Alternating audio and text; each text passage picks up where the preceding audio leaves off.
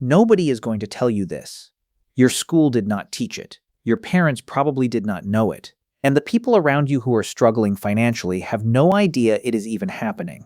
But there is a belief living inside your brain right now that has already decided how much money you are allowed to have. It decided a long time ago, before you had a job, before you had a bank account, before you were old enough to have a single opinion about money. And it has been enforcing that decision every single day since then. Every time you hesitated before spending money you actually had. Every time you talked yourself out of asking for more at work. Every time you watched an opportunity pass and told yourself it was not the right time. That was not caution. That was not wisdom. That was not you being responsible. That was the belief doing its job. And until you find it, until you see exactly what it is and where it came from and how it operates inside you, nothing you do with money will ever fully work. Not a higher salary, not better budgeting, not any strategy or system or plan, because the belief will take all of it and quietly make sure you end up in the same place. This is called the broke mindset, and you have it. The question is what you are going to do now that you know. Picture this exact moment. You are driving. It is a Tuesday. Nothing special about the day. You are heading to work or maybe heading home, and somewhere between the music and the traffic, your mind drifts to your finances. And for just a second before you pull it back, you feel it. That low, dull weight in your chest. That quiet feeling that no matter how hard you work, no matter how careful you are, the number in your account never seems to move the way you need it to move. You are not panicking. You are not in crisis. But there is this background hum of financial anxiety that has just been there for years, like a sound you stopped hearing because it never goes away. You tell yourself this is just life. You tell yourself everyone feels this way, but they do not. And here is the specific thing that separates the people who quietly build wealth from the people who stay exactly where they are for decade after decade. It is not discipline. It is not willpower. It is not a higher salary or a better strategy. It is the invisible operating system underneath every financial decision they make. And yours was built by fear. Go back with yourself for a moment. You are 7, maybe 8. You are standing in a store and you want something. You reach for it, or you ask for it, and the adult with you says 4 words. We cannot afford that. Not that is not in our budget right now. Not we are choosing to save for something else. We cannot afford that. And your brain, which at 7 is still assembling its entire model of how the world works, registers something it will never fully forget. Money is something we do not have enough of. Wanting things leads to disappointment. The safe move is to stop wanting. You hear those 4 words again at 9, at 11, at 14, not always spoken. Sometimes it is just the tension that falls over the house when bills arrive. Sometimes it is the conversations that go quiet when you walk into the room. Sometimes it is the way money was never explained to you, only worried about, only stressed over, only survived. By the time you are sitting where you are right now, you have absorbed thousands of those moments, and they did not disappear. They became your baseline. Your brain took all of that and built a framework, a set of invisible rules about what money is, who gets it, and what happens to people like you when you try to reach for more. The psychology of money works exactly like this. Your earliest experiences with money do not just leave impressions. They become the filter through which every future financial decision gets made. Every opportunity you pass on, every negotiation you avoid, every risk that feels too dangerous to take, all of it is being filtered through a framework that was built when you were a child. And that framework has one core belief at its center. There is not enough. There will never be enough. So protect what you have and do not reach for more. That belief is called the scarcity mindset. And it is running your financial life right now, without your permission, without your awareness, and without any intention of stopping unless you make it stop. Here is where the scarcity mindset gets dangerous. And this is the part that is going to feel uncomfortably familiar. You are at your job. You are good at what you do. You have been there long enough to know your value. And somewhere in the back of your mind, you know you should be earning more. But when you imagine actually walking into that conversation, something happens. Your chest tightens. Your brain starts generating reasons why now is not the right time. Your manager seems stressed lately. The company is going through a transition. What if they say no? What if they say yes but then resent you for asking? What if asking makes you look ungrateful? So you wait. You tell yourself you will do it after the next review, after things settle down. When the timing is better, the timing is never better. Because the broke mindset is not responding to the timing, it is responding to the story that says people like you do not ask for more. People like you are grateful for what they have. People like you do not push. And so the money that should have been yours stays on the table, year after year. Now watch this same pattern in a different situation. You have money saved. Not a lot, maybe a few $1,000s. It took real effort to get it there. And you know somewhere in the back of your mind that money sitting still is money slowly losing value. But every time you think about doing something with it, the broke mindset fires. What if you need it? What if something goes wrong? What if you lose it? You cannot afford to lose it, so you leave it exactly where it is. And every month that passes, that money buys slightly less than it did the month before. The broke mindset told you it was protecting you. It was not. It was keeping you in the exact same financial position while convincing you that stillness was safety. This is what scarcity does. It disguises fear as wisdom. It disguises paralysis as patience. It disguises shrinking as being responsible. And it does it so convincingly that you genuinely believe you are making smart decisions, when what you are actually doing is making the same frightened decision over and over in slightly different clothes. Now here is the part that changes everything. The people who quietly build real wealth, the ones with no designer clothes and no flashy lifestyle and no social media presence about their money, they are not fundamentally different from you. They did not get a better start. They did not have some advantage you were denied. They did not stumble into the right opportunity at the right moment. They are running a different story. When they look at saved money, they do not see protection, they see potential. When they think about asking for more at work, they do not calculate the risk of being denied. They calculate the cost of staying silent for another year.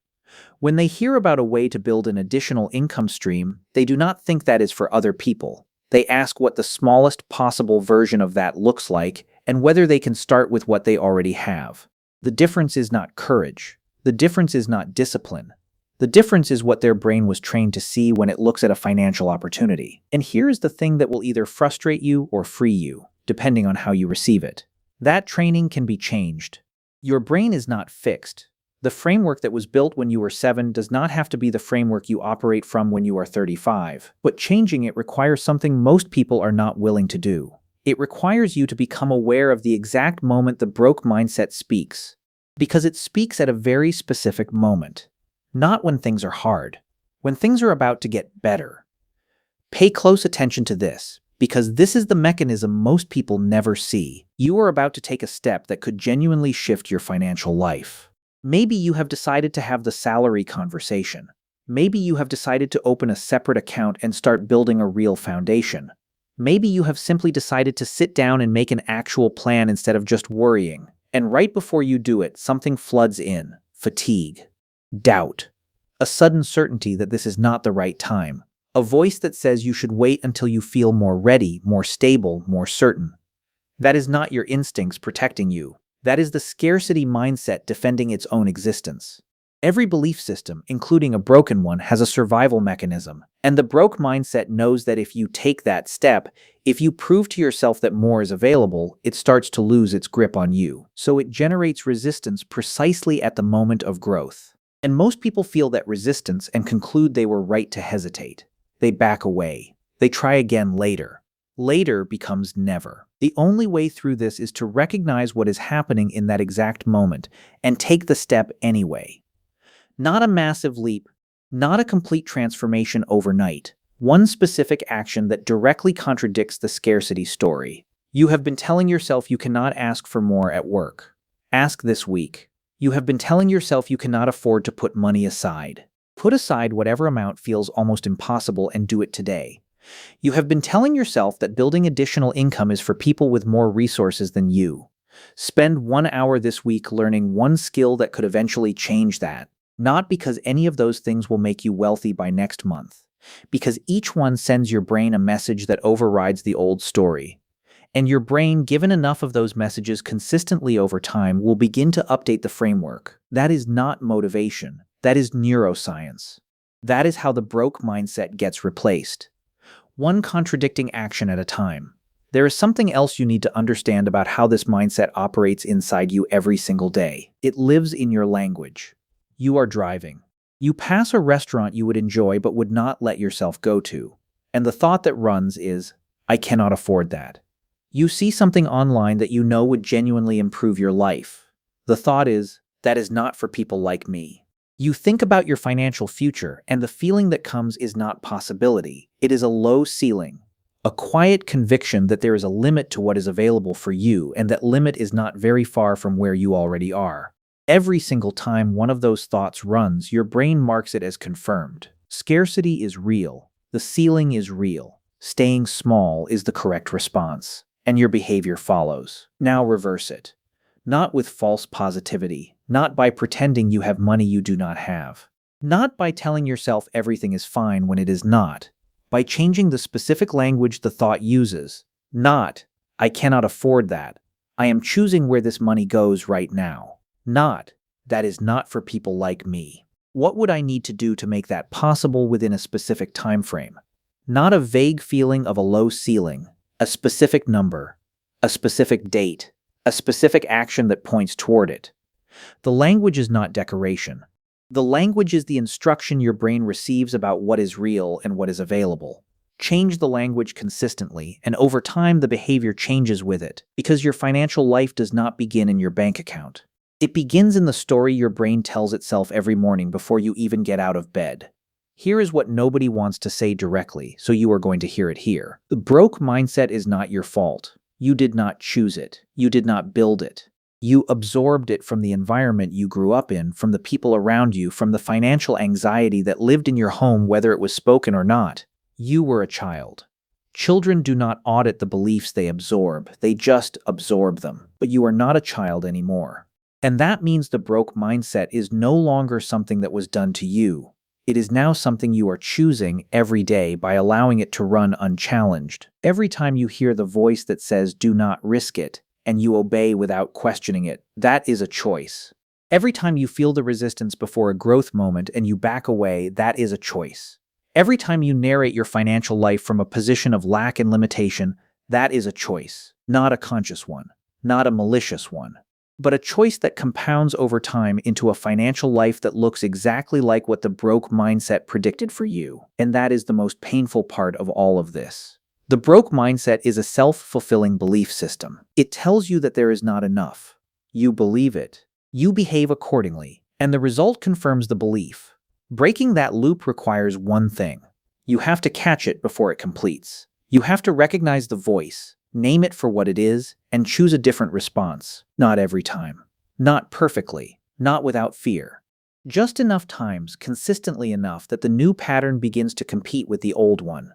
And eventually, gradually, without a single dramatic moment of transformation, the new pattern wins. You are going to walk away from this and go back to your life. You are going to check your balance at some point today or tomorrow. You are going to face a financial decision of some kind. Something small, most likely. Something that does not feel significant. And the broke mindset is going to show up. It is going to tell you to shrink, to hold, to wait, to be careful, to protect what little you have, to not push, to not ask, to not reach. And this time, for the first time, you are going to recognize it for what it is. Not wisdom, not your instincts, not reality. A story, a very old story. A story that was handed to you before you were old enough to know you were receiving it. And stories can be rewritten. You are not someone who is bad with money. You are someone who was given a broken map at the beginning of the journey and told it was the only one that existed. Now you know the map was wrong. Now you know there is a different way to read the terrain. What you build from here is not determined by where you started. It is determined by which story you decide to run. The broke mindset has had your financial life long enough. Starting now, that changes.